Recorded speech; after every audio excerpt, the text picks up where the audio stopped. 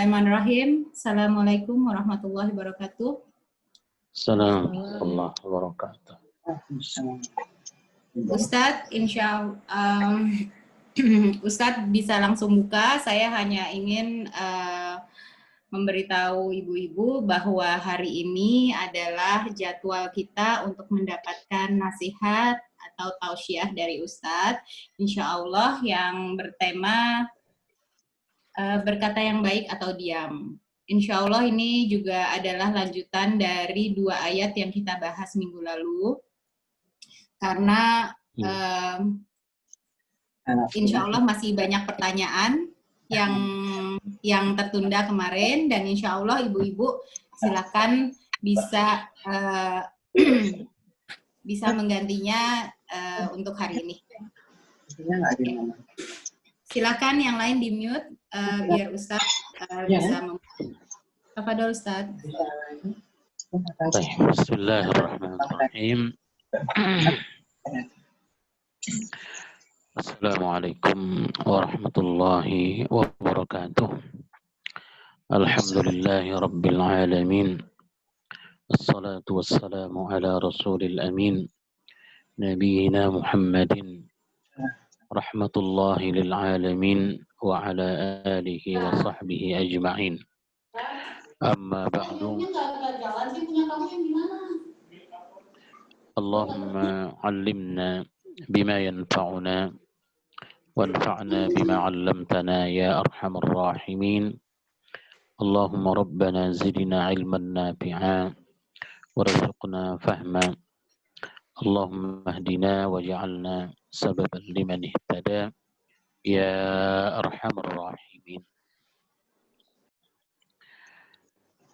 Ibu-ibu sekalian rahimakunallah, segala puja dan puji syukur kembali kita panjatkan kehadirat Allah Subhanahu wa taala, Tuhan sembahan kita.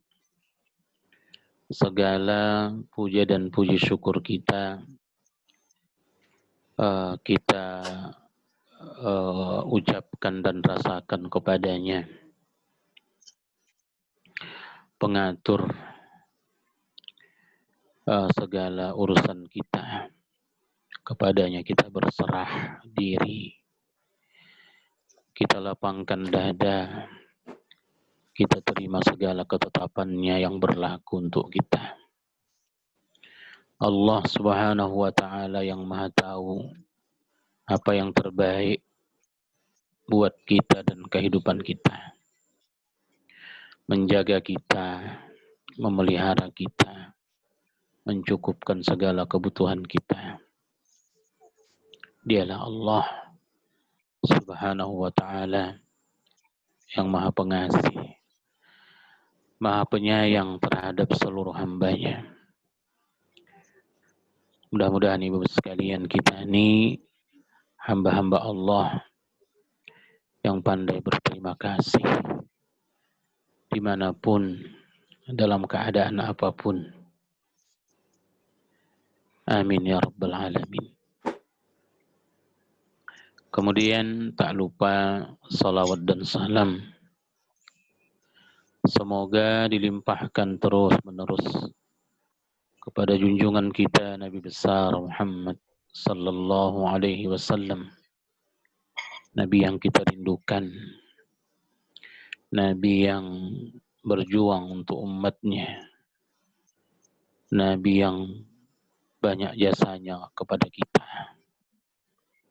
Dengan sunnah-sunnahnya, dengan petunjuk-petunjuknya, ibu sekalian, kita mengenal Allah.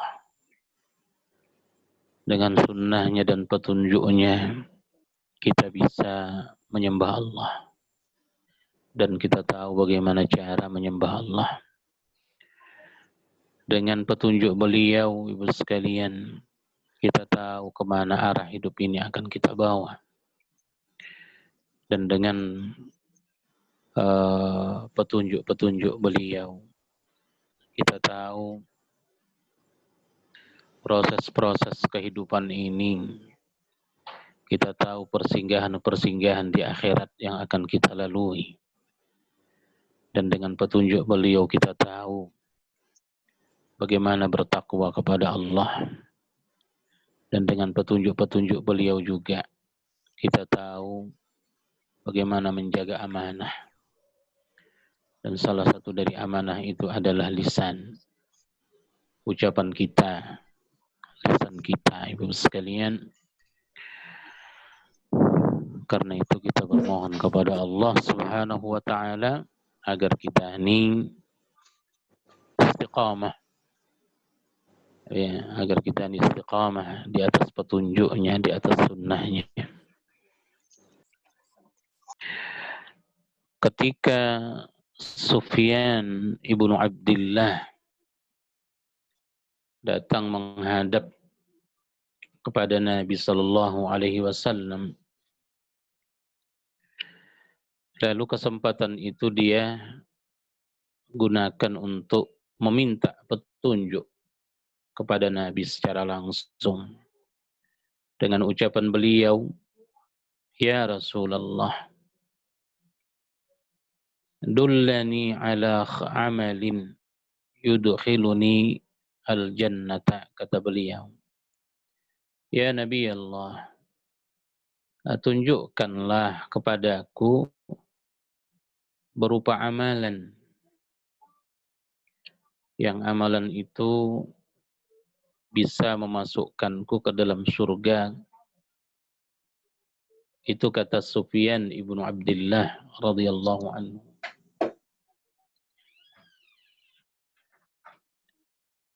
Kata Nabi sallallahu alaihi wasallam menjawab pertanyaan beliau, ibu sekalian, "Qul," Sufyan, ucapkanlah, "Amantu billah," aku telah beriman kepada Allah. "Tsumma istaqim," kemudian istiqamahlah engkau dalam ucapan itu. Itu jawaban Nabi sekalian atas permintaan Sufyan kepadanya supaya ditunjukkan untuknya secara khusus amalan yang akan menjadikan beliau Sufyan masuk ke dalam surga Allah, yaitu al-imanu billah, beriman kepada Allah Subhanahu wa taala. Dan alhamdulillah ibu sekalian, kita ini telah beriman kepada Allah, beriman kepada malaikat-malaikatnya, beriman kepada kitab-kitabnya, beriman kepada nabi dan rasul, beriman kepada hari akhirat, beriman kepada ketetapan Allah, qada dan qadarnya, yang kita akui dan imani bahwa ketetapan yang baik dan yang buruk semua itu dari ketetapan Allah. Alhamdulillah itu kita sudah imani sekali.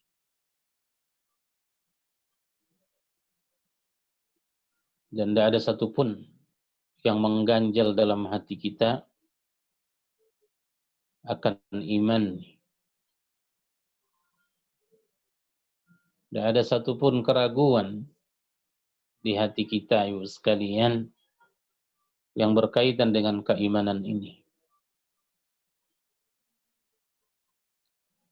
Maknanya, apa yang disampaikan Nabi kepada Sufyan, itu telah kita amalkan. Dan kita terus berusaha untuk memupuk keimanan itu terus menerus. Lalu kata Nabi, "Tsumma istaqim," kemudian istiqamahlah. Dan ini memang salah satu amalan tersulit, istiqamah, khususnya istiqamah dalam keimanan. Kemudian kalau kita kaitkan jawaban Nabi ini, Bu. Kata Nabi, "Qul amantu billah." Katakan aku beriman kepada Allah, tsumastaqim. Kemudian istiqamahlah dalam keimanan kepada Allah itu. Hadis ini saya katakan bila kita kaitkan dia kepada hadis Nabi yang lain, ya, kepada hadis Nabi yang lain, bahwa Rasulullah sallallahu alaihi wasallam, bahwa Rasulullah sallallahu alaihi wasallam pernah juga mengatakan dalam salah satu hadisnya bahwa idza asbaha ibnu Adam, kata Nabi, apabila kita anak cucu Adam nih, ibu sekalian, menghirup udara pagi setiap hari, kata Nabi, fa innal a'dha'a kullaha tukaffirul lisan. Sesungguhnya seluruh anggota tubuh kita nih, kata Nabi, di setiap pagi, Bu, itu berbicara dan mengingatkan lisan kita. Subhanallah. Jadi mata, telinga, tangan, kaki, rambut, dan seluruh badan kita nih, kata Nabi, setiap pagi itu tukaffirul lisan. Kata ulama, tuhadzirul lisan. Mengingatkan lisan kita nih.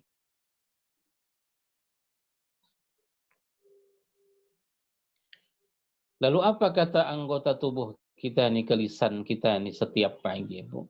Kata Nabi, taqulu lahu. Ya, anggota tubuh ini berkata kepada lisan, innama nahnu bik. Kata seluruh anggota tubuh kita ini ke lisan kita ini, Bu, sesungguhnya kami ini semua bergantung kepadamu, wahai lisan. Baru kata Nabi, idza istaqamta istaqamna. Bila engkau berjalan lurus, wahai lisan, bila engkau istiqamah, wahai lisan, istaqamna, kami ini pun semua akan berjalan lurus, akan istiqamah. Maksud saya tadi, Bu, ke hadis yang ditanyakan oleh Sufyan ibnu Abdillah, ada kaitan istiqamah ini dengan lisan kita. Subhanallah. Ada kaitan istiqamah kita ini dengan lisan kita. Bila istiqamah lisan kita ini, maka akan istiqamah seluruh anggota tubuh kita. Lalu kata seluruh anggota tubuh itu kepada lisan, wa idza wa ini wajajta, bila engkau bengkok, tak berjalan lurus, i'wajazna, kami anggota tubuh yang lain ini pun akan bengkok dan tidak akan berjalan dengan lurus. Baik. Al-imanu fil qalbi, kata Nabi. Iman itu di hati. Ya. Iman itu di hati. Tapi istiqamahnya kita dalam keimanan yang ada di hati kita ini, salah satu yang menyebabkan keistiqamahannya itu adalah lisanuka, apa yang terkeluar dari lisan kita. Jadi jelas ibu sekalian ada kaitan istiqamah dengan ucapan kita. Maka di pertanyaan Sufyan ibnu Abdullah tadi, Bu, setelah Nabi katakan kepadanya, "Qul amantu billahi tsumma istaqim." Berimanlah kepada Allah dan istiqamahlah di sana. Kata Sufyan kepada Nabi, "Ya Rasulullah zidni." Dia minta tambahan dari nasihat itu. Ya, minta amalan lain selain dari keimanan dan istiqamah di sana. Apa amalan tambahan yang diajarkan Nabi SAW kepadanya? Kata Nabi, "Kuffa alaika hadza." Nabi menunjuk ke lidahnya atau ke mulutnya, Bu, dan mengatakan, "Kuffa alaika hadza." Tahan lisanmu, wahai Sufyan. Nah, jadi jelas, Bu. Setelah Nabi mengatakan, ya, "Qul amantu billah." Katakanlah, aku beriman kepada Allah. Tsumastaqim. Kemudian istiqamahlah dalam hal itu. Lalu nasihat Nabi berikutnya kepada Sufyan, "Kuffa alaika hadza." Tahan lidahmu. Hati-hati dengan lisanmu. Jadi jelas, Ibu sekalian, ada hubungan keimanan, ada hubungan keistiqamahan dengan ucapan kita. Ya, dengan ucapan kita. Karena itu, lisan ini apa yang terkeluar darinya, Ibu sekalian, harus menjadi perhatian kita. Kata ulama, semua sepatutnya ya, apa yang akan kita ucapkan itu, pikirkan dulu akibatnya. Baikkah dia atau tidak? Kenapa? Karena ternyata ucapan-ucapan kita ini, Bu, ada pengaruhnya yang sangat besar terhadap keimanan dan keistiqomahan kita dalam agama. Subhanallah. Maka wajar banyak sekali, Bu sekalian, nasihat-nasihat Nabi lewat sunnah-sunnahnya itu mengingatkan kita tentang bahaya lisan kita ini atau bahaya ucapan kita ini. Begitu juga nasihat-nasihat para sahabat. Dalam hadis yang diriwayatkan oleh Al-Imam Tirmidzi rahimahullah dari Bilal ibnul Harith radhiyallahu anhu, dia mengatakan pernah Rasulullah sallallahu alaihi wasallam berbicara kepada kami dan mengatakan, "Innar rajula la yatakallamu bil kalimah min ridwanillahi yaktubullahu lahu ridahu ila yaumil qiyamah." Kata Nabi,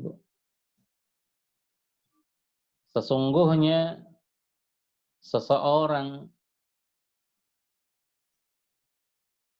tidaklah berkata dia dengan satu perkataan yang perkataan itu diridai Allah Subhanahu wa ta'ala, melainkan Allah akan menuliskan dan menetapkan keridhaan padanya disebabkan perkataan tersebut sampai kiamat.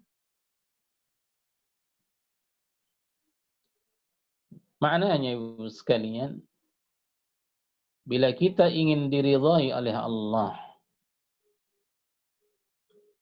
ya, dan tetap kita dalam keridhaan Allah sampai terjadi kiamat ini, perhatikan apa ucapan kita. Bila kalimat-kalimat yang keluar dari lisan kita ini, ya, kalimat-kalimat yang Allah senang mendengarnya, Allah suka mendengarnya, Bu, maka sepanjang itu pula Allah akan suka ke kita sampai kiamat. Dan bila Allah sudah suka kepada kita, sudah ridha kepada kita, apalagi yang mau kita susahkan dalam hidup ini. Bila Allah sudah senang, bila Allah sudah ridha, ya, maka segala kesusahan kita, segala permasalahan kita, ya, maka akan mendapatkan jalan keluar dari Allah atas keridhoannya kepada kita. Jadi pada minggu yang lalu ada kita sampaikan ucapan Ibnu Mas'ud di salah-salah kajian tafsir kita, di mana beliau mengatakan bahwa akibat dari segala kejadian yang kita hadapi ini, apapun itu baik sifatnya pribadi, ya, atau masyarakat, ya, kelompok, negara dan sebagainya, semua kejadian-kejadian, ya, yang berkaitan kepada diri kita ini itu adalah akibat dari ucapan-ucapan kita. Itu kata Ibnu Mas'ud. Kemudian dilanjutkan oleh Nabi, kata Bilal ibnul Harith, wa innar rajula la yatakallamu bil kalimah min sakhatillah. Dan seseorang yang berbicara, ya, keluar dari lisannya kalimat, walau satu kalimat, bi kalimatin, tapi kalimat itu min sakhatillah, kalimat-kalimat yang dibenci Allah, yang dimurkai oleh Allah. Apa kata Nabi sallam? Yaktubullahu biha sakhatahu ila yaumi yalqah. Maka dengan kalimat-kalimat itu Allah pun menetapkan kemurkaannya kepada orang tersebut sampai orang itu berjumpa dengan Allah.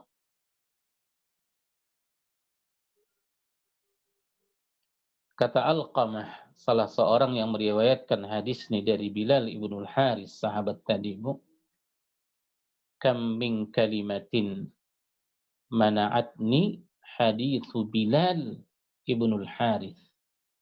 Kata beliau, berapa banyak kalimat-kalimat yang hampir keluar dari lisanku ini, tak jadi keluar karena hadis ini. Nah, inilah sepatutnya yang menjadi perhatian kita, Ibu sekalian. Ternyata kalimat ini berpengaruh besar terhadap hidup kita. Keridhaan dan kemurkaan Allah, ya, salah satunya bergantung, ya, terhadap apa yang keluar dari lidah kita. Ya, subhanallah. Baru, Ibu sekalian, Kalau ingin kita luaskan hadis itu, ya carilah kalimat-kalimat min ridwanillah. Kalimat yang bila kita ucapkan Allah tuh suka dengan kita. Dan hindarilah kalimat-kalimat min sakhatillah. Kalimat-kalimat yang Allah tidak suka dan tidak suka mendengar. Nah, tentu kalau kita bicara tentang kalimat-kalimat yang Allah sangat suka mendengarnya keluar dari lisan kita, Bu, tentu kalimat-kalimat yang mengingatkan kita kepadanya, itulah dia zikrullah. Ya, berzikir, menyebutkan nama-nama Allah Subhanahu wa ta'ala. Ucapan tasbih kita, la ilaha illallah, subhanallah, Allahu akbar, alhamdulillah. Ini kalimat-kalimat singkat, Ibu sekalian.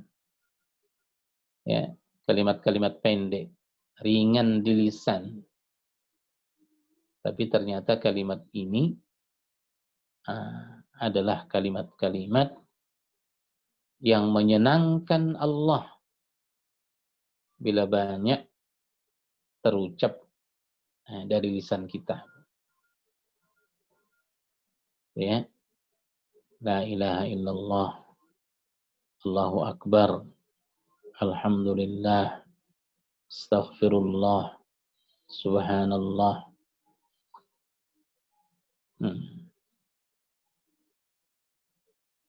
Ini kalimat-kalimat min ridwanillah. Ya, sebahagian dari kalimat-kalimat yang bila kita ucapkan Allah itu ridha ke kita. Dan bila Allah ridha ke kita,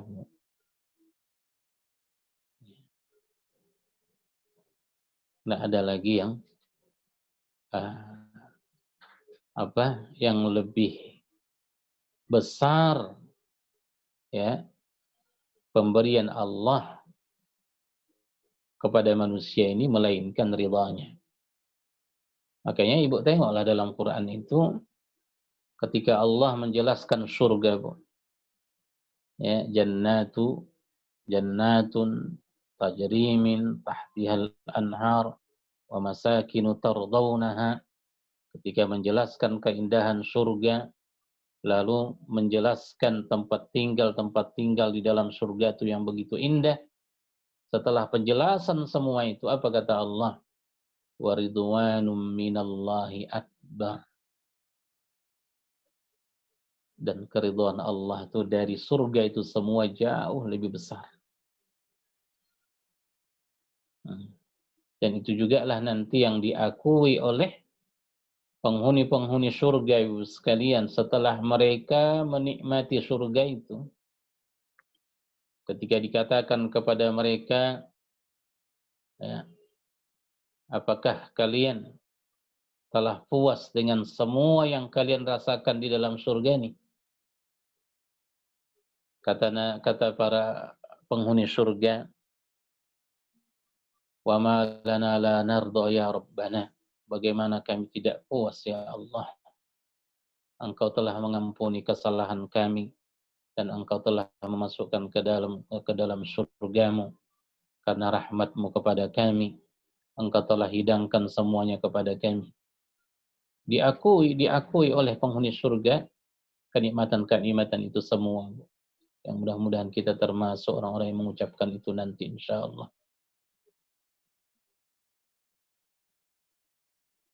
Tapi setelah orang-orang penghuni surga tersebut mengatakan itu, apa kata Allah kepada mereka? Mau ndak kalian, ya, ada nikmat yang lebih dahsyat dari itu semua, dari yang kalian rasakan ini semua? Nah, tentu penghuni surga penasaran. Memang masih ada lagi ya Allah yang lebih dahsyat dari apa yang telah Engkau berikan kepada kami ini. Nah, disitulah Allah mengatakan bahwa Aku telah ridha kepada kalian, fala askhatu bikum abada, atau kama qala sallam. Aku telah ridha kepada kalian dan sejak hari ini aku tidak akan pernah murka kepada kalian selama-lamanya.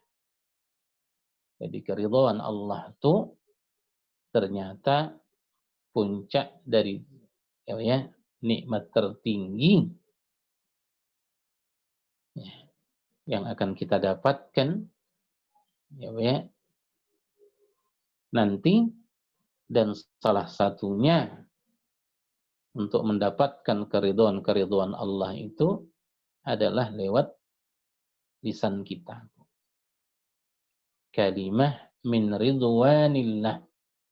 Kalimat-kalimat yang keluar dari lisan kita ini yang membuat Allah suka dengan kita.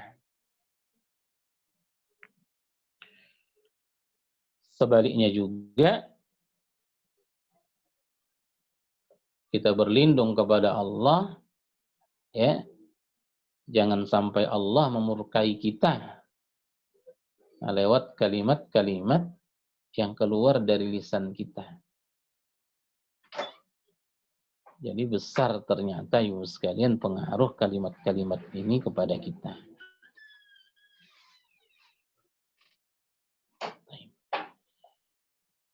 Kemudian ibu sekalian, Mu'adz ibnu Jabal radhiyallahu anhu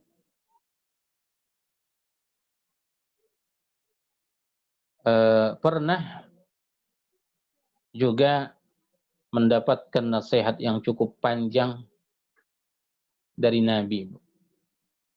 Sama, Mu'adz meminta kepada Nabi amalan-amalan yang amalan itu akan membahagiakannya di dunia dan di akhiratnya. Ya. Kalau ibu baca hadis itu panjang, Nabi ajarkan zikir-zikir kepadanya, Nabi ajarkan tentang kedudukan salat kepada dia, Nabi ajarkan ucapan alhamdulillah, bagaimana pengaruhnya. Ya. Setelah Nabi jelaskan semua itu, ke Mu'adz, kata Nabi kepadanya, wahai Mu'adz, ala ukhbiruka bi ra'sil amri wa umudihi wa dhirwati sanami. Kata Nabi, wahai Mu'adz, mau ndak engkau kuajarkan, ya, pokok dari segala urusan dan tiangnya serta puncaknya. Ya, membaca hadis ini menyenangkan. Hadis Mu'adz ini. Ala ukhbiruka, kata Nabi.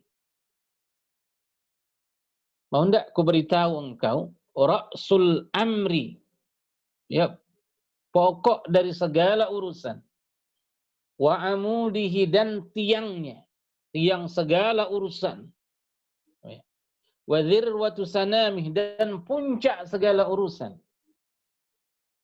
Mendengar itu, bala ya Rasulullah, tentu ya Rasulullah. Apa itu ya Rasulullah, kata Mu'adz.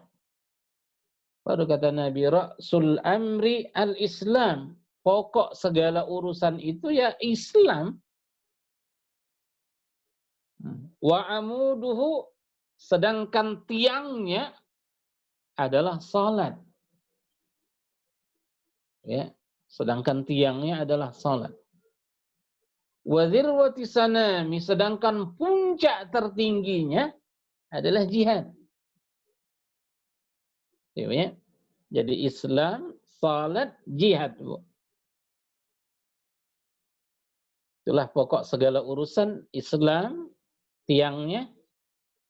Tiang ini kan penguatnya, Bu, pengokohnya. Maka salat kita ini mengokohkan kita, mengokohkan keislaman kita. Dan puncak tertingginya itu memang jihad.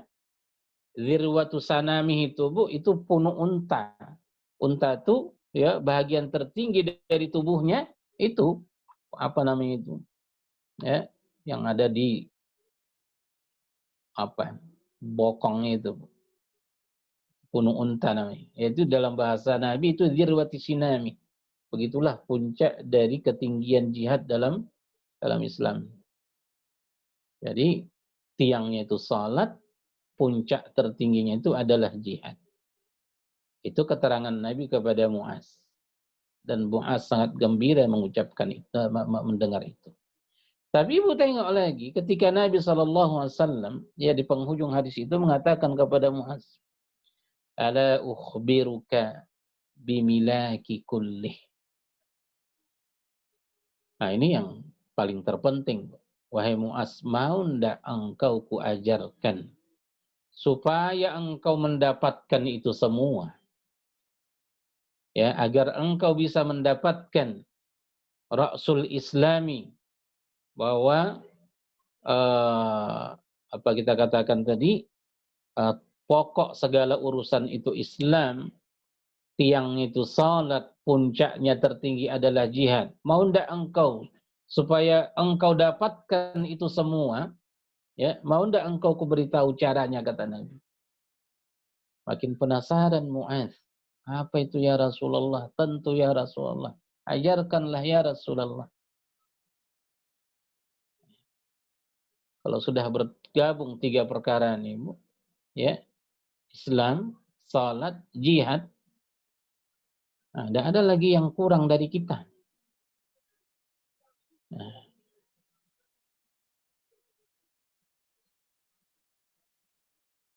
malah kata Nabi, mau tidak kuajarkan bagaimana engkau supaya dapat 3 perkara itu? Kata Muaz, tentu ya Rasulullah. Apa itu ya Rasulullah? Disitulah Nabi Shallallahu Alaihi Wasallam mengatakan kepada Muaz, amsik alaika lisanak, jaga lisanmu wahai Muaz. Balik-balik ke lisan. Kalau sudah kita tengok lagi 3 perkara, Ra'sul amril Islam, wa amuduhus salah, wa dhirwatu sanamihil jihad. Pokok segala urusan adalah Islam, tiangnya salat, puncak tertingginya jihad. Tapi kata Nabi, bila engkau ingin mendapatkan semua yang 3 perkara itu, satu aja jaga.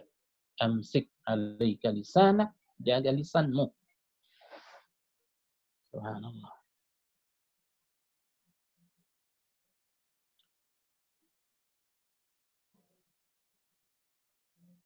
Nah, Muaz penasaran.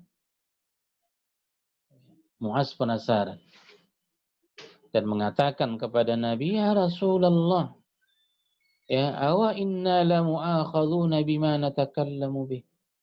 Memangnya ya Rasulullah, ucapan kita ini akan bermasalahkah dengan kita? Ya. Kata Nabi ke Muaz, sakalat ka ummuka ya Muaz. Apa-apaan engkau nih Muaz, kata Nabi. Baru dijelaskan oleh Nabi SAW sekalian. Wa hal yakubbun nasa fin nari ala wujuhihim aw manakhirihim illa hasaidu alsinatihim. Bukankah orang diseret ke neraka itu, hai Muaz, nanti di akhirat? Ya, diseret, Bu, dengan muka ke bawah, ya. Itu karena hasaidu alsinatihim, adalah kalimat-kalimat yang keluar dari lisan mereka. Baik. Jadi itulah yang perlu kita tahu sekalian, ya. Kalimat-kalimat yang keluar dari lisan kita ini yang menggembirakan Allah kah, atau yang dimurkai Allah kah? Kalimat-kalimat yang disukai Allah, kita katakan banyak zikrullah dengan segala macamnya, Ibu sekalian. Kalimat-kalimat yang disukai Allah adalah kalimat-kalimat yang kita ucapkan menggembirakan orang, Bu. Membuat orang tersenyum, ya, bikin orang hatinya senang. Jadi itu kalau ke manusia. Demikian juga kalimat-kalimat yang dimurkai Allah adalah kalimat-kalimat kufriyah, kalimat-kalimat yang menyekutukan Allah, kalimat-kalimat yang mengandung syirik, kalimat-kalimat yang mengandung sihir, kalimat-kalimat yang menyakitkan orang. Ini adalah kalimat-kalimat yang dimurkai oleh Allah. Ya, betapa banyak manusia ini bermasalah karena kalimat-kalimat kita yang tak kita sadari terkadang. Betapa banyak istri tercerai, diceraikan oleh suaminya itu karena kalimat yang keluar dari lisannya. Berapa banyak orang yang dibunuh itu karena lisan. Betapa banyak permusuhan terjadi di antara makhluk ini karena pengaruh lisan, karena ucapan sepotong, Bu. Betapa banyak dua orang yang bersahabat, saling mencintai, berpisah dan terputus. Itu juga karena lisan. Hasaidu alsinatihim. Betapa banyak orang yang yang kita bilang terputus dari pekerjaannya, dikeluarkan dari pekerjaannya. Itu karena lisan. Betapa banyak orang hilang harga dirinya karena ucapan. Ya.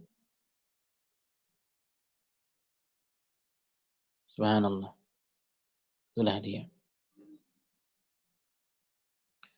Makanya kalau di ayat-ayat kita kemarin, di sana dijelaskan Allah Subhanahu wa taala beberapa perkara-perkara ya atau kalimat-kalimat yang dimurkai oleh Allah. Ya. Kalimat-kalimat yang dimurkai oleh Allah. Kalau di ayat kita kemarin itu, Bu, ya, merendahkan orang. Again, la yaskhar qaumun min qaumin. Sukhriyah, menganggap ya kalimat-kalimat yang merendahkan orang lain, baik laki atau perempuan. Kemudian kata Allah di ayat yang sama, ya, kalimat al-lamzu, kalimat mengejek orang.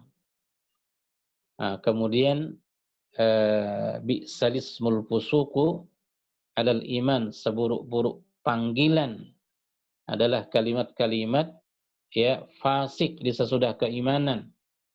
Ya, juga sama, Bu, itu urusannya kalimat yang semua ini adalah dimurkai oleh Allah. Kemudian di ayat berikutnya yang terakhir kita pelajari itu adalah ghibah. Ya, dzikruka akhaka bima yakrah. Ya, ucapan ghibah, ya, menyebutkan aib seseorang yang bila kita ucapkan aib itu di depannya pasti dia marah. Apalagi diucapkan di belakangnya, Bu. Pasti dia marah. Itulah dia ghibah. Yang kata Nabi ketika ditanya oleh sahabat, bagaimana kalau aib itu betul ada pada orang itu ya Rasulullah? Apakah itu ghibah? Betul. Faqad ightabta. Kalau apa yang engkau ucapkan itu betul-betul ada pada orang itu dan engkau ucapkan itu di belakangnya, ya, berarti engkau telah melakukan ghibah. Dan bila ternyata ucapan yang kau sebar itu tentang orang lain tersebut memang tidak disifati oleh orang tersebut, berarti engkau telah melakukan kebohongan dan itu lebih dahsyat dari ghibah. Ya. Ini ucapan-ucapan yang dimurkai oleh Allah Subhanahu wa taala yang mendatangkan kemurkaannya. Dalam hadis disebutkan, Ibu sekalian, di hadis Ibnu Abbas, Sahih Bukhari Muslim, ketika Nabi pernah berjalan bersama sahabat, termasuk Ibnu Abbas, ya di ganggang kota Madinah, tiba-tiba Nabi berhenti dan tersentak. Berhenti dan tersentak, Bu. Ya. Ketika marra bi qabraini. Nabi lewat ya di antara dua kuburan. Saat Nabi berpasan dengan dua kuburan itu, Nabi terhenti dan tersentak. Ya, sampai para sahabat juga tersentak melihat reaksi Nabi berhenti saat berpasan di dua kuburan itu. Di situ Nabi Shallallahu Alaihi Wasallam ya berkata, disaksikan oleh para sahabat, sesungguhnya penghuni dua kuburan ini sedang menjerit, tersiksa, membuat Nabi tersentak. Karena kata para ulama yang meriwayatkan hadis ini, diperdengarkan kepada Nabi jeritan mereka. Lalu kata Nabi Shallallahu Alaihi Wasallam, dan mereka ini menjerit tersiksa di dua kuburan ini bukan karena urusan yang sulit, tapi karena urusan sepele. Ya. Lalu disitulah Nabi Shallallahu Alaihi Wasallam, amma ahaduhuma, adapun kuburan ini menjerit dia tersiksa dia di dalam kuburan ini, itu karena namimah. Ya, karena namimah. Dan adapun kuburan yang satu lagi ini menjerit, ya, itu karena urusan kencing. Dia tak istinja, bila buang air kecil. Fa innahuma la yu'adzabana fi kabirin, kata Nabi kama qala. Satu namimah, satu karena urusan istinja. Baik, apa itu namimah? Al-Imam An-Nawawi rahmatullahi alaih dalam Sahih Muslim ketika dia syarah hadis ini, namimah itu ya kalau bahasa kita mungkin adu domba. Tapi lebih luas dari itu, ya. Kata Imam Nawawi, naqlul kalami bainan nas liqasdil ifsad.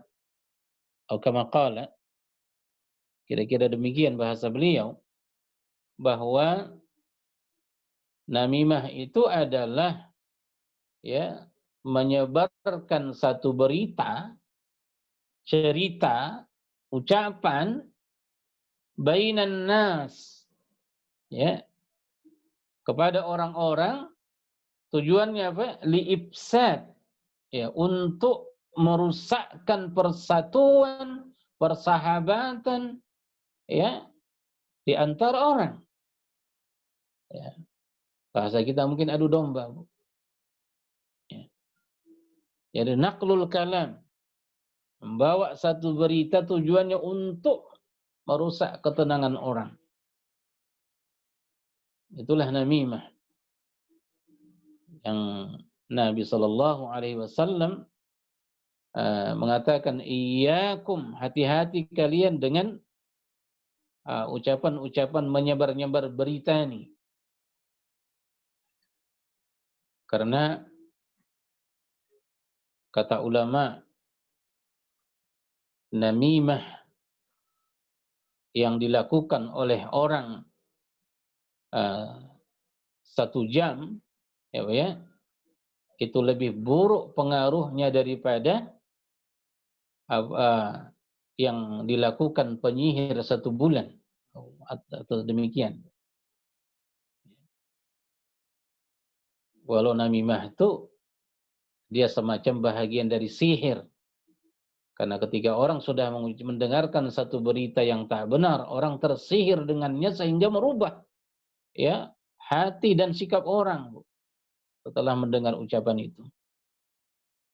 Betapa banyak orang dibenci di masyarakat itu karena ucapan kita.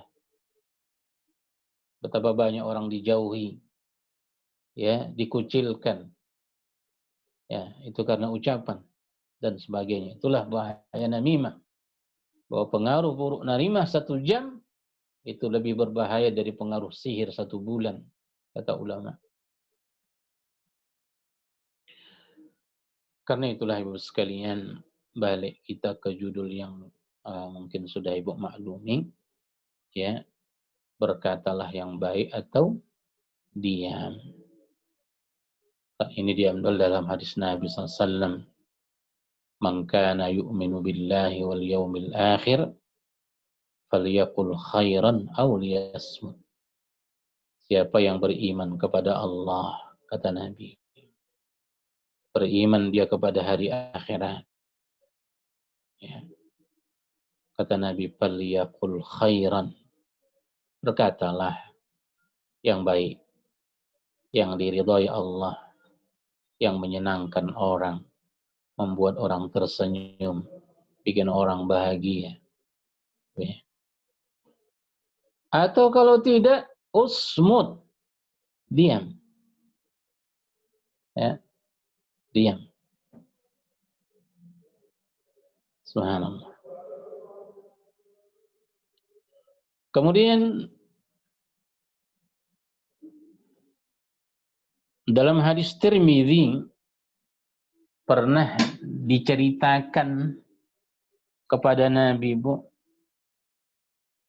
tentang seorang wanita yang dikagumi karena banyaknya salatnya, karena banyaknya puasanya. Ya, rame-rame orang menceritakannya ke Nabi tentang perihal seorang wanita karena salatnya, karena puasanya. Bayangkan, seorang wanita yang dikenal di masyarakat saat itu, ya, diceritakan kepada Nabi atas kekaguman mereka karena banyaknya salat wanita itu dan banyaknya puasanya. Berarti kan luar biasa tuh wanita tersebut. Tapi ya Rasulullah, satu aja kurang dia. Nah, itu pula. Satu aja kurang dia. Salatnya Masya Allah. Puasanya Masya Allah. Sedekahnya Masya Allah. Nah, tapi satu aja kurang dia ya Rasulullah. Tu'li jiranaha bilisaniha. Ucapan-ucapan dia ke tetangganya suka menyakitkan para tetangganya. Itu aja Rasulullah, kurang dia. Ya. Tadinya kita sudah terhibur dengan hadis ini. Seorang wanita yang menjadi buah bibir orang saat itu, Bu, karena kesolehannya, karena sholatnya, karena puasanya. Sampai diberitakan ke Nabi oleh para sahabat saat itu. Cuman sayang ya Rasulullah, satu aja kekurangan dia. Dia tidak bisa jaga lisannya. Bila ngomong ke tetangganya, suka bikin berkerut tetangganya, keningnya. Kalau demikian gimana lah nanti wanita itu ya Rasulullah, kata sahabat. Apa kata Nabi? Hiya finnar, hiya finnar, hiya finnar. Salat dia itu tidak ada gunanya untuk dia, puasa itu tidak ada gunanya untuk dia. Dia itu akan nanti masuk ke neraka, akan menjadi penghuni neraka, akan menjadi penghuni neraka, kata Nabi sallallahu alaihi wasallam.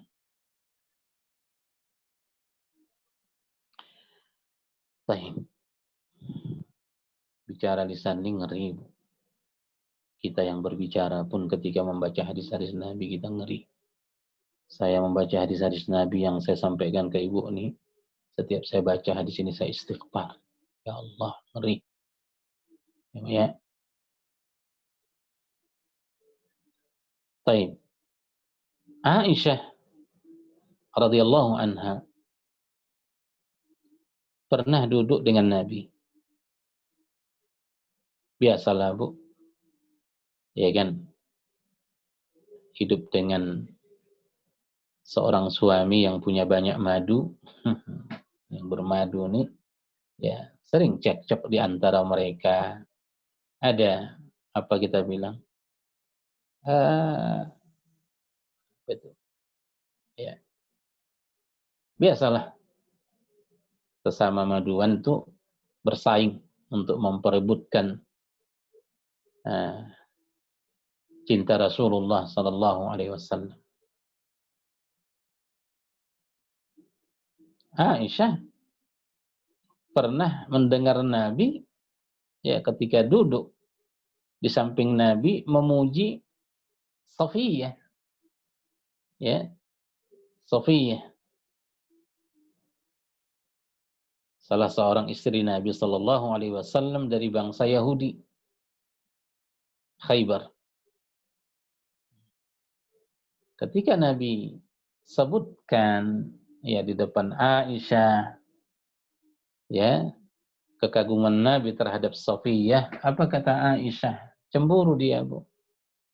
Ya. Kata Aisyah ke Nabi, "Hasbuki min Safiyah kaza wa kaza." Ya Rasulullah, cukuplah engkau berbicara tentang kekagumanmu kepada Safiyah. Dia itu kan wanita kaza, begini. Rawi mengatakan Aisyah menunjukkan ke Nabi satu isyarat kalau Aisyah itu pendek. Hasbuka min Safiyah, kata Aisyah. Lalu buat isyarat, ya walaupun engkau mengaguminya dia begini-begini, kau katakan ya Rasulullah, ya itu kan pendek. Hati-hati, Bu.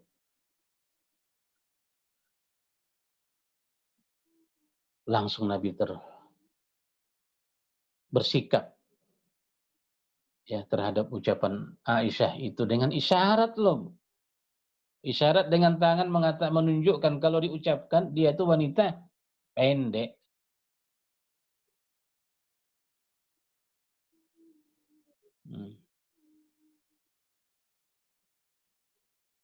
Kata Nabi, mah, kata Nabi. Diam wahai Aisyah, diam wahai Aisyah. Laqad qulti kalimatan, kata Nabi, law muzizat fil bahri la mazazathu, kata Nabi sallallahu alaihi wasallam. Wahai Aisyah, diamlah, berhentilah. Engkau baru saja mengucapkan satu kalimat, sepotong kata. Ya.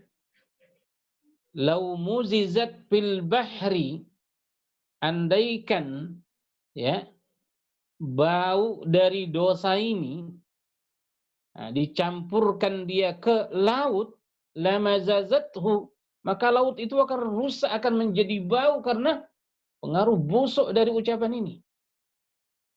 Itu ucapan, Ibu tengok, yang innalillahi wa inna ilaihi raji'un. Ya, yang sering keluar dari lisan kita, Ibu sekalian. Bahkan lebih dahsyat dari itu, kita tidak merasa bersalah. Ini hanya sekedar mengatakan wanita pendek loh, Bu.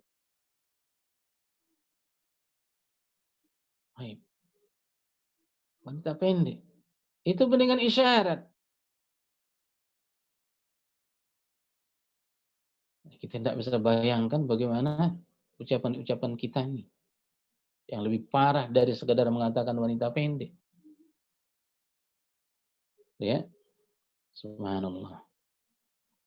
Maka terakhir, Ibu sekalian, panjang nih, Bu, cerita ini. Justru saya makin mengeri menyampaikan ini ke ibu-ibu. Takut pula saya lagi nanti kayak kata Umi Izhar, banyak orang yang stres, Ustadz, dengan kajian kemarin. Ini takut pula bikin stres lagi nih, Bu. Minta nasihat pula lagi pertemuan berikutnya. Makanya berhenti aja lah saya. Saya tutup dengan pertanyaan Abu Musa Al-Ash'ari kepada Nabi sallallahu alaihi wasallam, "Ya Rasulullah, ayyul islami khair?" Atau dalam bahasa riwayat, ayyul islami ahsan. Abu Musa bertanya ke Nabi, bagaimana caranya menjadi muslim terbaik ya Rasulullah? Tolong ajarkan kepadaku bagaimana kita itu menjadi muslim terbaik.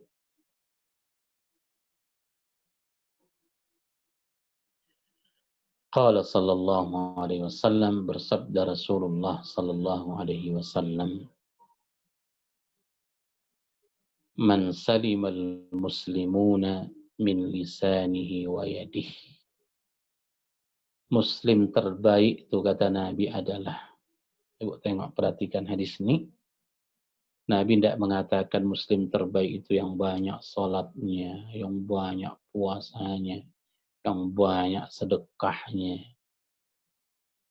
yang banyak silaturahminya, yang banyak zikirnya. Tak. Kata Abu Musa, ayyul islami khair. Muslim yang terbaik itu yang bagaimana ya Rasulullah? Dijawab oleh Nabi sallallahu alaihi wasallam, man salimal muslimuna min lisanihi wa yadihi. Muslim yang terbaik itu adalah Muslim yang orang-orang selamat dari lisannya dan tangannya. Nah, balik-balik ke lisan, Bu, kata Nabi. Muslim yang terbaik itu adalah yang bila dia berucap, ya, bila dia berbuat, orang selamat dari ucapannya, orang selamat dari perbuatannya. Ucapannya tak mengusik orang. Ya. Karena itu, Ibu sekalian, selalu kita berdoa kepada Allah. Dan doa ini pernah kita ajarkan di kajian kita. Ya, di rumah Pak Agung.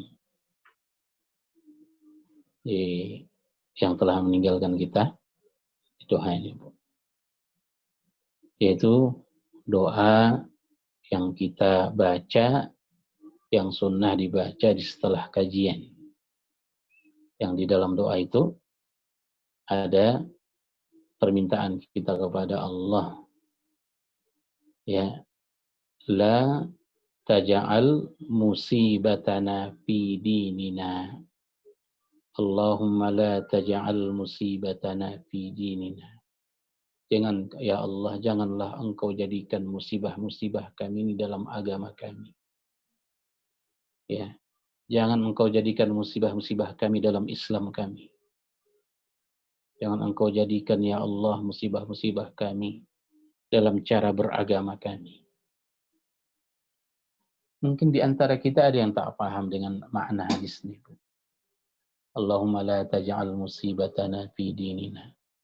Jangan engkau jadikan musibah-musibah kami dalam urusan agama kami. Musibah itu kalimat yang saya kira semua kita tahu, Bu, itu sesuatu kejadian yang tak mengenakan. Itu kan musibah. Yang semua kita menghindar darinya.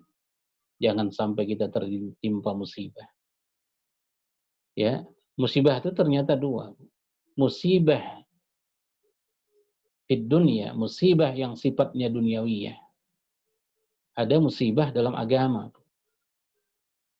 Tapi Nabi yang dia mohonkan dalam hadis tersebut sebagai penutup majelis, la taj'al musibatana fi dinina. Karena ini lebih berbahaya, Bu. Dan sebagian orang menganggapnya bukan satu musibah. Ya, sebagian orang tidak menganggapnya sebagai musibah. Tapi kalau nanti ya maaf, dipecat dari pekerjaan, itu seolah-olah musibah yang meruntuhkan hidupnya, kayak kiamat dunia bagi kita. Ya, kurang uang belanja dari biasanya dikasih suami, itu kayak kiamat dunia. Aku kena musibah, pasang status, semua orang tahu, belanja kurang. Ya, kan? Apalagi musibah-musibah duniawi, sakit, cuma sakit kepala, bikin status, aduh, tersiksanya aku hari. Musibah duniawi ya. Ya, ini ringan. Dicuri orang harta kita, diambil orang, musibah duniawi ya. Tapi ini hayyin, ini biasa, Bu. Ya. Nah, tapi orang mengira inilah musibah yang sebenarnya. Enggak. Tapi musibah yang sebenarnya itu bila menimpa agama kita. Baik, apa contoh-contoh musibah dalam agama, Ibu sekalian? Yang kata Nabi, la taj'al musibatana fi dinina. Jangan engkau buat musibah bagi kami dalam kami beragama atau dalam agama kami, ya Allah. Kata para ulama, salah satu contoh musibah dalam agama, hilangnya kenikmatan dalam ibadah. Itu musibah dalam agama, nanya. Yang Rasulullah berlindung, jangan sampai engkau jadikan musibah dalam agamaku, ya Allah. Nikmatnya salat, nikmatnya baca Quran, nikmatnya ketika bersedekah, ketika hilang ini dari yang kita rasakan ketika kita melakukannya, ini musibah. Dan inilah sebenar-benar musibah. Kita lakukan salat 5 waktu tapi kita tidak mendapatkan kenikmatan darinya. Ini musibah. Ya, ini musibah.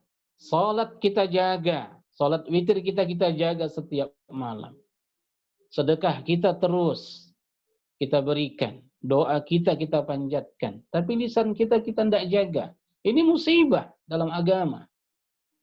Kenapa? Karena berpengaruh buruk terhadap ibadah kita, Bu. Terkikis kebaikan-kebaikan kita karenanya. Ini namanya musibah fid din. Ya. Musibah fid din, musibah dalam agama. Allahumma la taj'al musibatana fi dinina, kata Nabi. Ya Allah, jangan engkau jadikan musibah bagi kami dalam agama kami. Ya, contoh-contohnya itu. Apa kata Nabi SAW? Ini musim puasa, Bu, puasa Muharram. Kam min sa'imin laisa lahu min siyamihi illa al-ju'a wal 'atas. Berapa banyak orang yang berpuasa, tapi tidak ada yang dia dapatkan dari puasanya itu kecuali lapar dan dahaga. Inilah salah satu juga contoh musibah dalam agama. Dapat hilang pahala kita, terkikis kebaikan kita karena lisan kita. Semoga Allah Subhanahu wa taala menjaga kita semua sekalian. Ya, khususnya dari bahasa lisan, dari bahaya lisan. Saya kira untuk hari ini itu hanyalah wasiat atau tausiah. Yang wasiat nih sekalian atau tausiah ini secara khusus ini menasihati saya sebagai berbicara di hadapan ibu-ibu semua, dan mudah-mudahan juga nasihat yang berkenan ya dari saya untuk ibu semua. Semoga ini kalimat-kalimat ini hujjatul lana la alaina, menjadi penolong kita, bukan menjadi penyiksa bagi kita, ibu sekalian. Mudah-mudahan kalimat-kalimat ini bisa kita amalkan semuanya, insya Allah. Kita berlindung kepada Allah Subhanahu wa taala dari segala keburukan, dari lisan-lisan kita, dari pengaruh-pengaruh kalimat-kalimat kita. Ya.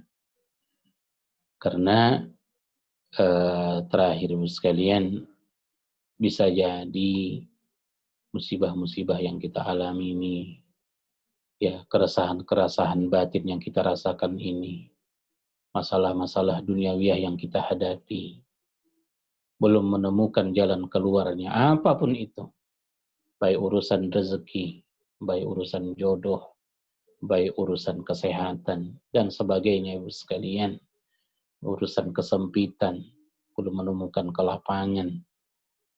Bisa saja itu ibu sekalian karena pengaruh dari buruknya ucapan-ucapan kita yang tak kita sadari, dan kita berlindung kepada Allah, bermohon ampun kepada Allah dari segala ucapan-ucapan kita yang kita sadari atau tidak, ya, berpengaruh buruk terhadap agama kita atau terhadap diri kita atau masyarakat kita. Na'udzubillahi min dzalik. Jazakumullahu khairan. Segitu aja ibu sekalian. Kalau ada yang mau didiskusikan, dipersilakan. Wassalamualaikum warahmatullahi wabarakatuh. Waalaikumsalam warahmatullahi wabarakatuh. Insya Allah tidak menakutkan Ustadz, tapi menjadi benar-benar menjadi bekal untuk kami semua.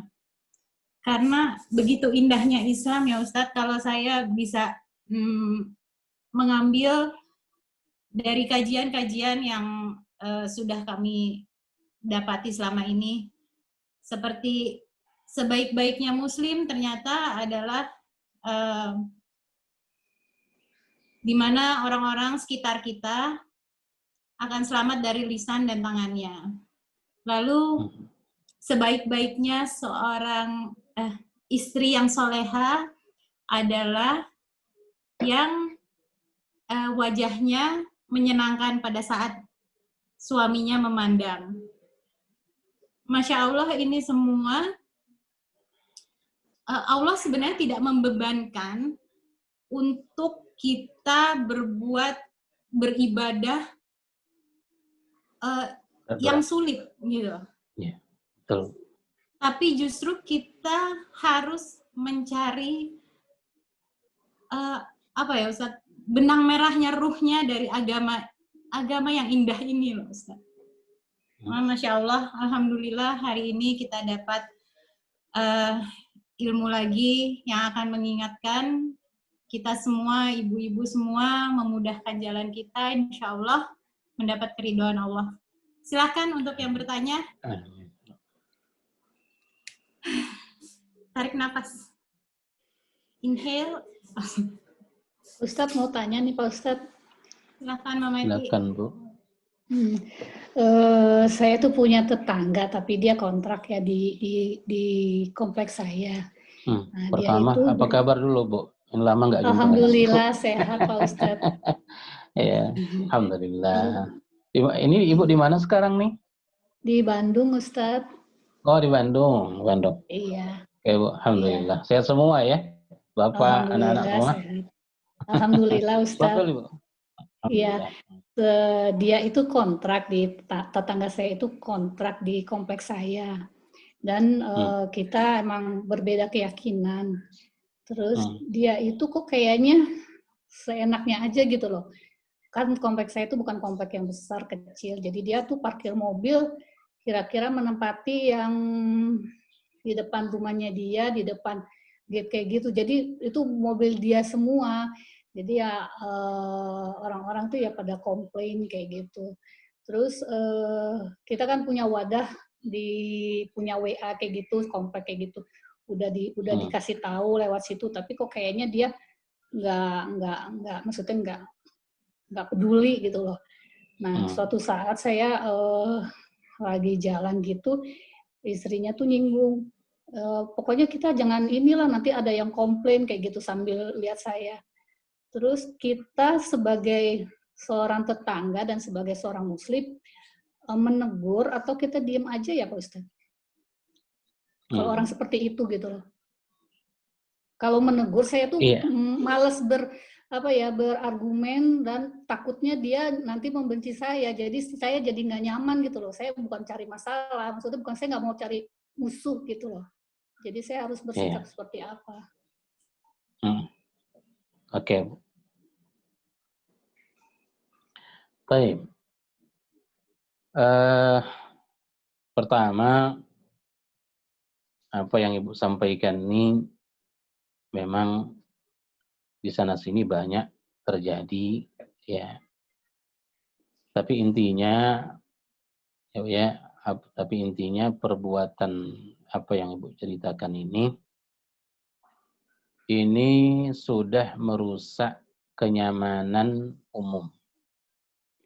Ya, ini sudah mengganggu ketertiban dan maslahat umum. Kalau dalam pandangan agama kita ya bahwa pengaruh perbuatan yang merusak ketertiban dan maslahat umum itu lebih besar dosanya di sisi Allah daripada ketertiban dan kenyamanan orang tertentu atau pribadi. Tapi ini sudah apa kita bilang sudah mengganggu ketenangan orang banyak. Karena itu ini masalah bersama Bu, bukan masalah ibu sendiri. Karena itu ya untuk menghilangkan atau sekedar mengurangi ya masalah yang sudah tidak mengenakan maslahat umum ini tidak boleh ya mencari jalan keluarnya itu lewat sendiri-sendiri, ndak. Tapi ini sudah harus musyawarah, mufakat, ya, khususnya orang-orang yang tinggal di situ. Makanya kalau ibu sendiri yang misalnya bersikap kepada orang tersebut, karena tetangga ibu misalnya, ya pertama ini bisa bikin masalah antara ibu dengan dia. Yang kata ibu harus tak mau mengambil masalah, tak ingin ada masalah gitu ya. Karena memang ini memang harus jalan keluarnya ini harus bersama, Bu. Ya kalau dilakukan sendiri-sendiri tidak ada gunanya. Buktinya kan dia terus-menerus melakukan itu, berarti mungkin nggak ada pengaruhnya. Ya, bahkan runyamnya kita yang nanti sendiri bermasalah dengan dia. Bahkan mungkin dia akan berkata, kok kamu yang nyinyir, orang lain nggak ada masalah, padahal semua orang nyinyir kan. Cuman karena kita yang menunjukkan sikap, orang diam, ya, makanya kita yang menjadi dapat fitnahnya. Karena itu yang terbaik bagi ibu dan kawan-kawan yang ada tinggal di situ, kalau urusan sudah seperti ini, Bu, ini harus melibatkan masyarakat umum, ya, membuat kesepakatan. Bahkan bila perlu, ya, mendatangkan pihak berwajib. Kalau memang ini sudah merusak dan merugikan maslahat umum, ya. Makanya jangan bertindak sendiri, tapi ini bagaimana kita bertindak secara kolektif bila perlu memanggil pihak yang berwajib, membuat kesepakatan perjanjian. Itu yang saya sarankan ke Ibu untuk keluar dari masalah ini. Wallahu a'lam. Ya, makasih Ustadz. Silakan Ibu. Ya. Ibu-ibu ada lagi? Kita masih punya cukup waktu nih untuk 2 atau 3 pertanyaan lagi. Boleh bertanya Mbak Susi? Iya Mbak Ida, silakan. Pak Ustadz, sebagai manusia kan kita hatinya beda-beda ya Pak Ustadz. Perasaan kita beda-beda. Lalu kita harus selalu menjaga lisan kita. Sebagai orang Indonesia, saya sebagai orang Sulawesi, terbiasa mengeluarkan apa isi hati. Lalu orang Sulawesi caranya berbicara dengan orang Jawa beda. Cara berbicara dengan orang Sumatera beda. Lalu kalau kita kumpulkan semua itu dalam satu pemikiran, bahwa nanti lama-lama kita nggak akan bisa berbicara. Maksudnya tidak berani berkata satu hal pun, karena apa yang kita pikirkan baik belum tentu baik buat orang lain gitu. Memang akhirnya jadi ya diam lebih baik daripada berbicara. Tapi ada hal-hal yang harus kita sampaikan supaya jadi pelajaran atau mungkin jadi contoh atau sebagainya macam gitu. Gimana ya Pak Ustadz ini kiatnya tuh gitu? Begini Bu, dalam ajaran agama kita itu ada disebut dengan al-amru bil ma'ruf wan nahyu 'anil munkar. Ada ma'ruf, ada munkar. Ya. Ada ma'ruf, ada munkar. Kata ulama-ulama kita, ya, ma'ruf, ya kalau bahasa kita artinya yang baik.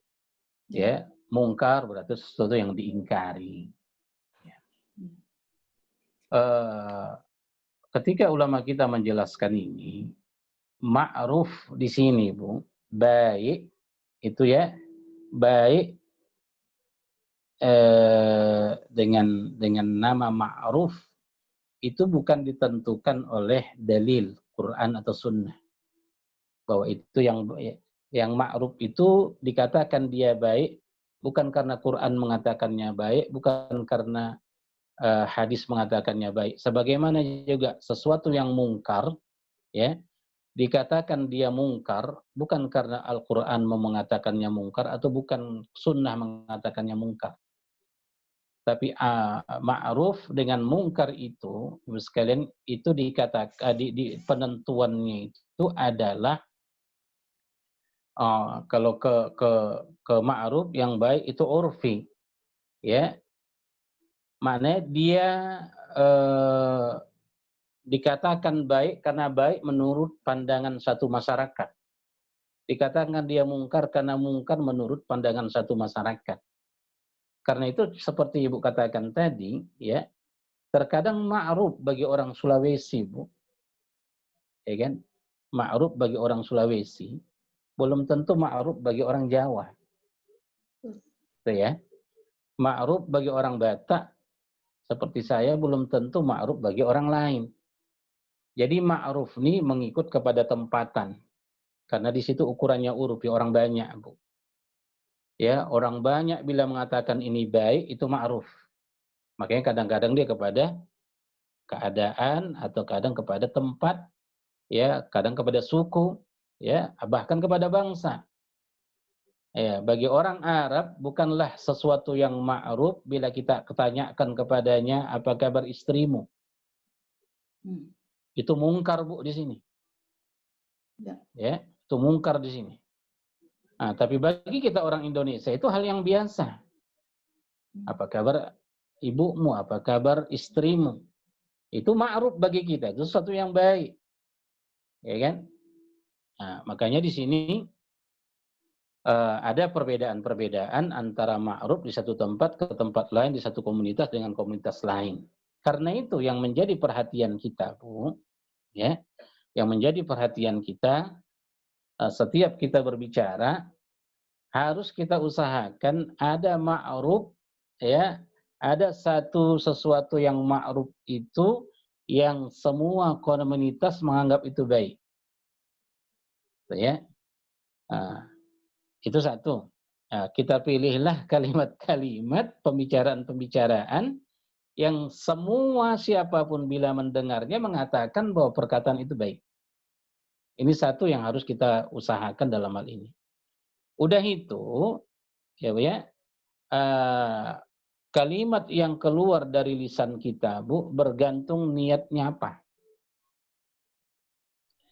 Makanya seperti Ibu bilang tadi, terkadang bagi kita orang Sulawesi, kalimat-kalimat yang kita ucapkan itu ma'ruf bagi kita selama ini. Tidak ada pun ya, orang mempermasalahkan itu, menganggap itu semua baik.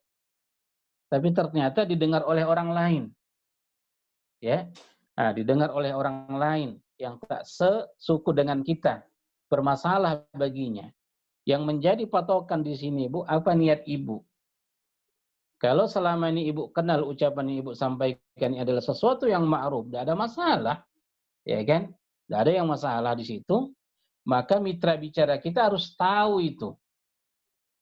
Makanya disitulah kita tetap di ayat Hujurat yang pernah kita pelajari sebelum ayat yang 2 kemarin itu, ya kan? Harus ada tabayun, ya kan? Bahwa si fulan itu ya berkata begitu ya karena dia harus kita maklumi dia memang dari suku.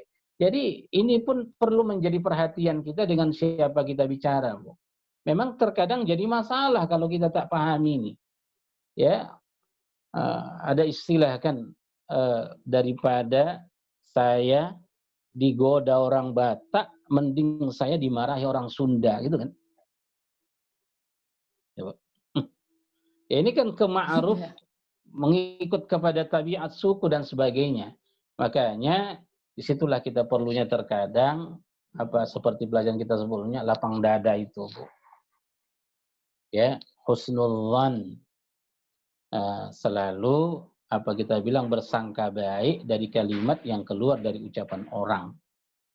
Ya, ini satu sikap-sikap lain ya yang untuk menjaga kita dari ucapan-ucapan kita. Karena terkadang apa yang orang ucapkan, apalagi lewat tulisan terkadang, Bu, orang mengira apa yang kita tuliskan tuh ya sesuatu yang ditujukan untuk menyakiti, padahal tidak. Ya, memahami bahasa tulisan dengan memahami bicara secara langsung itu sangat berbeda.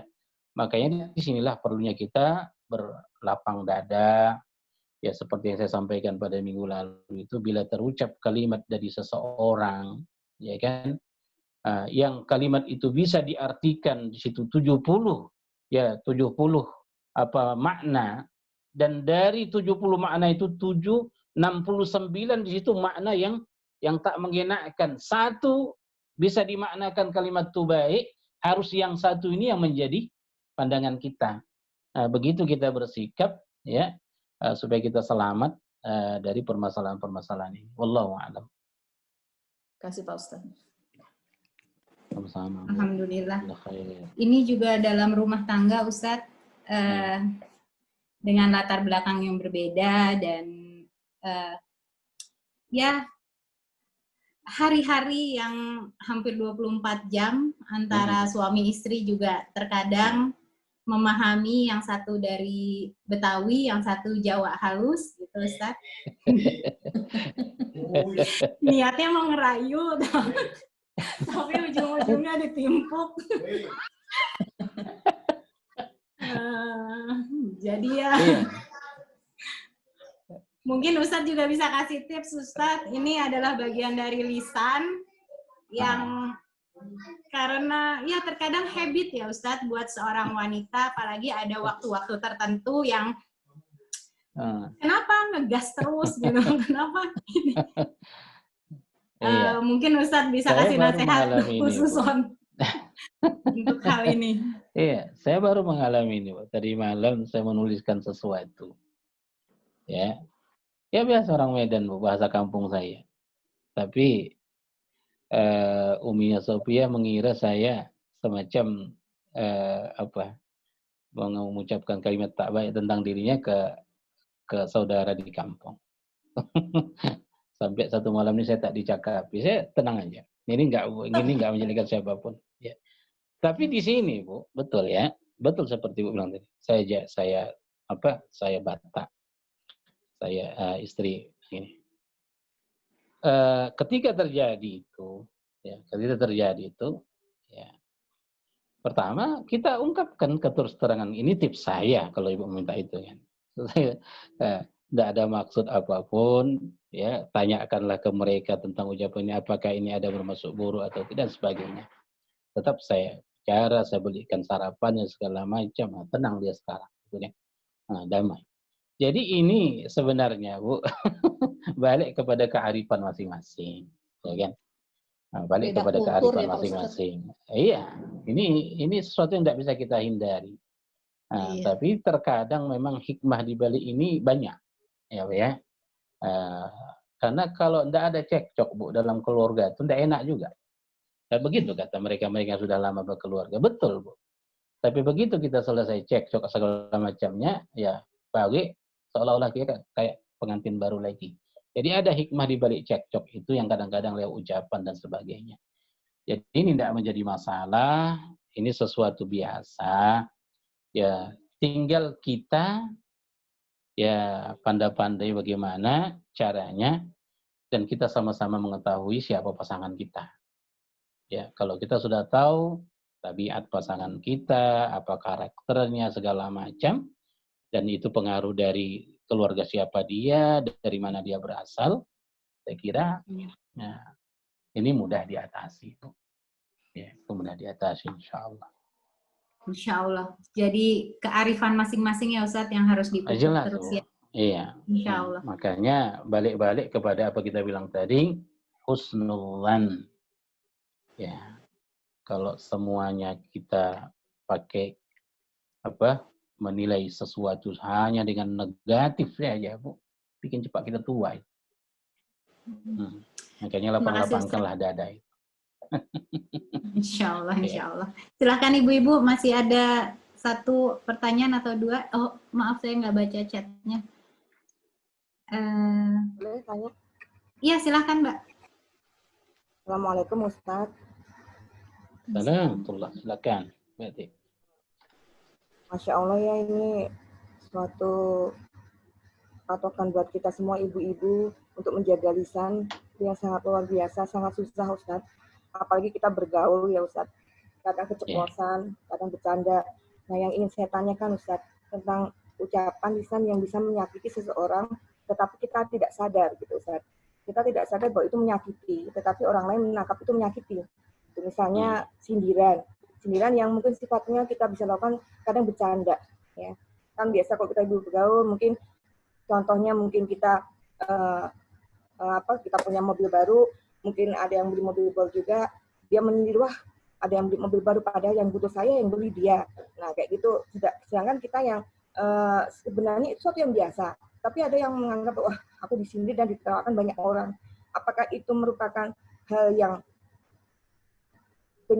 salah satu juga yang termasuk yang merusak semua apa yang kita lakukan, semua sholat kita, ibadah kita, karena menyakiti orang lain dan kita tidak tahu Ustaz. Bagaimana Ustaz? Mohon pencerahannya. Baik. Pertama Bu, balik seperti saya jawab tadi di pertanyaan Bu Ida itu, apa niat kita ketika mengucapkan kalimat-kalimat yang keluar dari lisan kita, ya. Itu juga menjadi satu apa kita bilang syarat dinilainya ucapan yang keluar dari lisan kita, ya. Terkadang seperti Ibu bilang, tidak ada sedikit pun kita ingin menyinggung siapapun, tidak ada sedikit pun kita ingin bikin hati orang tidak enak dengan lisan kita. Tapi ternyata dari kalimat-kalimat yang kita ucapkan tanpa kita sadari, ada orang yang tersakiti. Padahal kita tidak ada maksud untuk itu. Nah, makanya kalau begini, ya kan, yang bermasalah itu bukan kita. Ya, yang bermasalah itu bukan kita, yang bermasalah itu siapa yang mendengarnya. Selama kita bilang tadi, hati ini tidak ada sedikit pun ya ingin bikin orang sakit hati. Tidak ada sedikit pun ingin menyindir, ingin apa segala macamnya. Nah, bahkan terkadang hanya sekadar untuk bercanda, bikin tawa supaya suasana hangat dan sebagainya. Tapi ada orang yang menganggapnya sesuatu yang ya menyakitinya, menjadi pikiran bagi dia kalimat kita. Jadi kata guru-guru kita, yang bermasalah bukan kita. Yang bermasalah sikap yang mendengarnya. Ya, yang bermasalah. Nah, karena itu dalam agama ini diajarkan kepada kita apa yang disebut dengan sarahah. Dalam bab hadis namanya sarahah. Ada agama ini menyuruh kita untuk selalu sikap berterus terang. Dan ini salah satu adab yang baik diajarkan agama kepada kita. Jangan suka menyimpan sesuatu yang mengganjal di hati. Ya. Jangan suka menyimpan sesuatu yang mengganjal di hati. Kita nih, khususnya orang Asia, apalagi orang Indonesia, ada selalu, ya ini mungkin karena tabiat kita orang sana, selalu mengatakan nggak enakan lah, gitu kan, nggak enak, sungkan segala macamnya. Padahal, ya dalam agama ini sifat berterus terang itu, ya itu adab. Ya, itu adab yang diperintahkan. Sehingga kita tidak berlakon di hadapan orang, Bu, bermanis muka tapi hati kotor. Hati bermasalah dengan fulan, tapi karena kita berusaha selalu senyum. Padahal batin kita menangis gitu kan di hadapannya, tapi karena tak enakan. Inilah yang kata agama kita, kata ulama-ulama kita, jangan sampai ya ini disimpan. Sesuatu yang keterus-terangan seseorang tubuh itu membuat masalah selesai. Ya, kalau misalnya seperti kita Ibu contohkan tadi, kita tidak ada maksud menyindir siapapun, tidak ada maksud untuk menyakiti siapapun. Tapi ada orang yang ya terasa dengan ucapan itu. Orang yang terasa itu, jangan dia simpan itu. Salah dia menyimpan itu. Ya, dalam pandangan apa salah dia menyimpan itu. Dia harus terus terang. Dia harus datangi kita. Minta tabayun dari kita. Maksudmu apa? Saya gitu. Terganjal loh dengan ucapan. Ini ajaran agama, Bu. Terus terang ini ajaran agama. Kalau memang tak suka, katakan tak suka. Kalau memang itu salah, katakan salah. Jangan kita simpan-simpan, jangan kita diam-diam, ya kan? Sehingga batin kita tidak bersih ya ke orang tersebut. Padahal dia tidak ada maksud sedikit pun, ya, untuk menyakiti siapapun. Ya, tapi karena kita merasa ya ada masalah dengan ucapan itu, tapi karena sifat tak enakan, nanti gimana, inilah yang agama menolaknya. Ya, kalau memang salah, ya maaf loh ucapan gitu. Dan itu bukan aib. Bahkan agama menuntut kita untuk bersikap seperti itu, Bu. Jangan suka menyimpan sesuatu yang mengganjal. Karena itu bukan baik kepada kesehatan kita, tidak baik kepada kebersihan jiwa kita, tapi terus terang lah. Nah, Jadi cari masukkan ke cara. munafik bukan Pak itu? Kalau ke munafik dia sifatnya ke agama, ya kan? Nah, sifatnya dia kepada agama. Tapi ini bukan adab, ya. Kalau bahasa kita mungkin ya keberpura-puraan baik gitu kan, dan itu enggak bagus. Agama itu menyuruh kita terus terang lah. Rasulullah itu mengajarkan itu ke kita, khususnya dia dengan pasangan-pasangannya, ya dengan istri-istrinya, Bu. Tidak ada sikap ya yang dicontohkan Nabi di situ. Seperti bahasa kita menjaga enggak. Kayak tadilah ucapan Aisyah itu kan, ya sampai Nabi bersikap kalaulah busuknya ucapan itu dicampakkan ke laut akan mempengaruhi ya laut itu. Ya, ini kan keterus terangan, Bu. Ya, ini tidak ada di situ nanti. Nah, makanya ini saya bilang tadi selama Bu hati ini ya niat ini tidak ada sedikit pun di sana untuk ya menyakiti orang lain, mengusik ketenangan orang lain, ya. Apalagi kalimat-kalimat yang kita ucapkan pun ya ini kalimat-kalimat umum yang bila dipahami orang sedang sempitnya hati, mungkin ada masalah, ada orang menyikapinya lain. Orang yang menyikapi lain ini dia harus terang ke kita supaya juga kita bisa belajar ya berpikir apa yang sepatutnya menjadi candaan kita, ucapan kita dan sebagainya. Wallahu a'lam. Itu Bu Titik yang bisa saya jawab. Masya Allah Mbak Titi, pertanyaannya mewakili jeritan hati.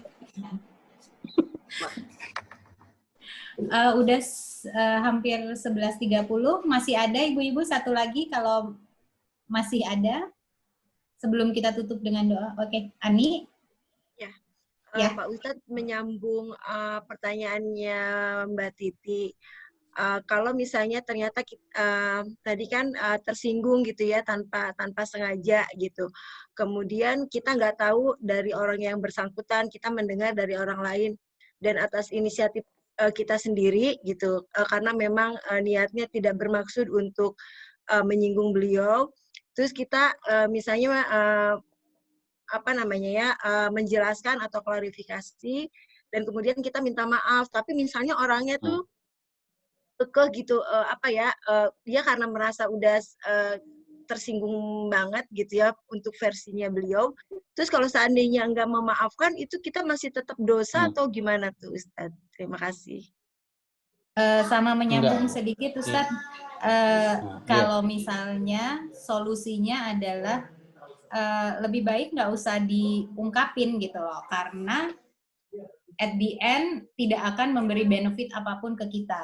Karena orang-orang juga biasanya tetap menyalahkan posisi kita gitu loh. Kalau kita yang terus terang, itu bener nggak sih niatnya untuk menjaga lingkungan, suasana supaya tetap baik gitu. Gitu aja Ustadz. Makasih. Iya, Bu. Ini sudah dua. Pertama saya jawab dulu yang sebelum Ibu Umi Zahar tadi. Kalau Ibu sudah bersikap kita bilang minta maaf lah ya, dengan ucapan yang Ibu tidak ada maksud sama sekali di sana untuk menyinggung siapapun, tapi ada yang tersinggung. Walaupun tak dari dia dapat kabar kita, tapi ada orang lain yang menyampaikan ke kita. Nah, itu yang kita bilang tadi, Bu. Sikap dalam agama ini menyuruh kita untuk terus terang. Kita datangi orang itu, kita minta maaf, dan kita jelaskan duduk perkaranya. Tapi kita tengok, dia tidak membuka hatinya untuk kita. Ibu selesai, Bu. Ya, Ibu sudah selesai. Ya, Ibu sudah selesai di situ. Bahkan kata ulama, kalau kita tengok Al-Quran dari awal sampai akhir, Bu, tidak ada perintah di sana Ibu disuruh minta maaf. Yang ada perintah di Quran itu kita memaafkan. Ya. Saya ulang balik. Di dalam Al-Quran, Bu, tidak ada perintah satu ayat pun di Quran kita itu menyuruh, walai kau yang salah minta maaf lah. Akan tetapi yang ada di dalam Quran itu menyuruh kita maafkanlah. Artinya sebelum orang datang minta maaf ke kita, kita ini sudah harus memaafkan terlebih dahulu. Dan inilah tingginya agama kita itu, ya. Makanya secara hukum bila Ibu sudah terus terang, Ibu sudutkan permasalahannya dan Ibu sudah minta maaf, Ibu selesai. Ibu itu udah aman. Masalah dia belum bersih hatinya ke Ibu, ini urusan dia ke Tuhannya. Pokoknya secara hukum Ibu sudah selesai. Ya, secara hukum Ibu selesai. Kemudian kalau ke yang ditambahkan oleh Umi Zahar tadi itu, ya. Ibnu Taimiyah rahmatullahi alaih ada ucapan beliau, ya, ada ucapan beliau bila kesalahan itu bersifat harta, memang cara memaafkannya adalah kembalikan harta itu.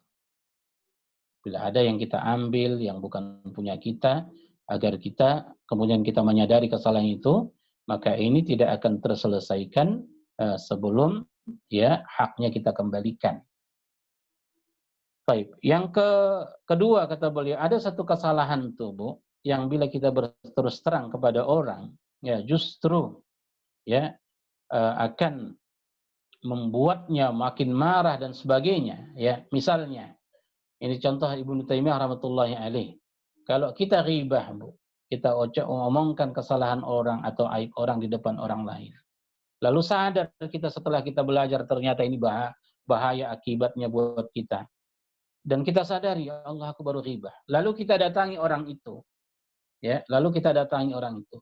Kata Ibnu Taimiyah rahmatullahi alaih, bila Ibu tengok, bila Ibu datangi ingin minta maaf ke orang tersebut, lalu Ibu jelaskan duduk perkaranya bahwa Ibu baru menghibahi dia di depan fulan, makin membuat dia marah, Bu. Kata ulama, jangan datangi dia, ya kan? Jangan minta maaf ke dia. Tapi apa yang kita lakukan? Ya, istighfar untuk dia, Bu. Memohonlah kepada Allah agar dia diampuni oleh Allah atas ghibahnya kita ke dia. Kita doakan kebaikan untuk dia. Ya, seperti itu.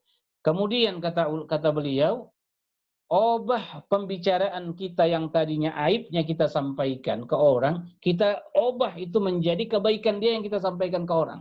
Jadi kita balas, kita obah. Begitu caranya, Bu. Ya, bila kita tengok orang yang kita datang itu akan menambah masalah bila kita terus terang kepadanya. Ini namanya akhafud dhararain. Ya, makanya kita harus kenali siapa yang datang kita ke sana. Kalau orang itu sensitif, jangan. Cari cara lain untuk lepas dari dosa ini. Minta ampun kepada Allah untuk dia, ya ucapkan kebaikan tentang dia. Tapi bila orang itu adalah orang yang suka mudah senyum, mudah memaafkan, ya kan, kita datangi dia dan terus terang kepadanya, peluk dia, bila perlu bawa hadiah, selesai. Begitu, Bu. Jadi kenali Umi Zahar siapa ya orang tersebut, biar kita tahu bersikap, dan semua dua jalan itu adalah petunjuk agama yang dijelaskan agama kita kepada kita. Alhamdulillah. Saya kira sampai itu. Alhamdulillah. Insya Allah, ya ibu-ibu, Ustadz mohon ditutup dengan doa Ustadz untuk suami-suami kita, semoga diberi kemudahan juga dalam menghadapi istri-istrinya, dalam menghadapi pekerjaan. Untuk anak-anak kita juga dijaga lisannya, untuk orang tua kita khususnya Ustadz diberi kesehatan dan keistiqomahan sampai husnul khatimah insyaallah. Amin, amin insyaallah. A'udzu billahi minasyaitonir rajim. Bismillahirrahmanirrahim. Alhamdulillahi rabbil alamin. Assalatu wassalamu ala asyrafil mursalin wa ala alihi wa ashabihi ajma'in.